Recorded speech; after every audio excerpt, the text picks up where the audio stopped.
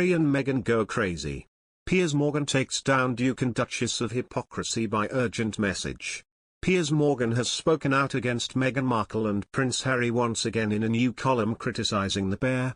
This time, the outspoken presenter has hit out at them for trying to create what he calls an alternative royal family. He wrote, "I'd certainly welcome a break from the world's most toxic royals whose laughable mission statement is to put compassion into action but who never miss a chance to spew unsubstantiated abuse about their own families that they persistently trash and disown. As with everything in Meghan and Harry's ludicrous world, they love to preach one thing and do the exact opposite. They've just finished a 4-day trip to New York which even by their two-faced standards set a new low bar for hypocrisy. Ostensibly designed for them to lecture the world's ultra-rich pharmaceutical firms on equality, something the privileged, pampered prima donnas know all about from the palatial comfort of their Californian mansion. The trip was in fact a ruthlessly cynical attempt to establish their new alternative royal family. And it made me puke. Let's remind ourselves that the Sussexes quit Britain and royal duty because they supposedly wanted privacy. Yet ever since they landed in the United States, they've been engaged in a shameless, relentless orgy of self-publicizing, money-grabbing duplicity. The duplicity comes from their pretense to loathe everything the royal family and monarchy stands for, but at the same time gleefully milking their royal titles with the obscene greed of a sounder of swine, the term for a group of feral hogs that destroys everything in its path.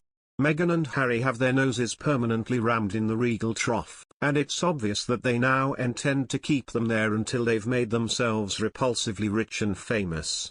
In this regard, they're the royal version of the Kardashians, people with no discernible talent other than for pimping themselves out to the highest bidders and a craven desire to air their dirty family linen in public for financial gain.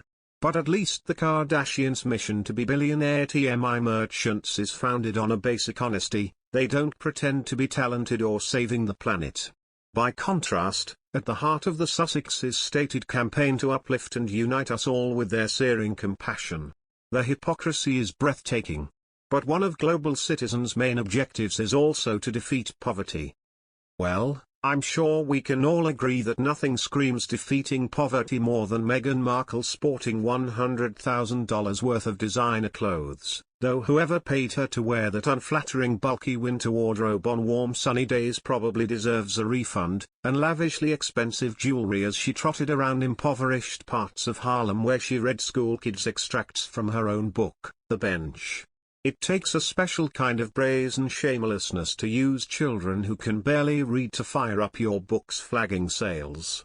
But my biggest concern about this New York trip though is not about the Sussexes' shocking hypocrisy which happens with such regularity now that it's lost all ability to surprise. No, what worries me far more is the ongoing damage they are doing to the royal family and monarchy with their very transparent attempt to establish an American-based renegade royal entity. Now she and her hostage victim husband are striving to be a rival royal family that bestrides the globe like a woke colossus, and they're being enabled in this delusion by the likes of New York Mayor Bill de Blasio and the United Nations who treated them like world leaders in the past week. All of them were treating Meghan and Harry like world leaders. But they're not. They're a retired actress and a retired prince pretending to be world leaders so they can fill their royal boots with as much filthy lucre as possible before the penny finally drops to their gullible acolytes about what their real game is. I see right through these ridiculous little chances. We need an urgent vaccine to protect us from these right royal hypocrites.